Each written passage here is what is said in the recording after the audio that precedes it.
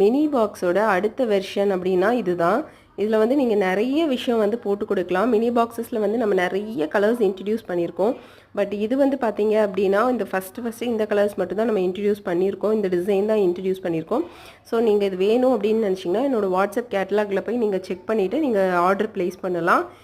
இது இது உங்களுக்கு உடனே வந்து கிடச்சிரும். ஏன்னா ஸ்டாக்ஸ் நிறைய இருக்குது.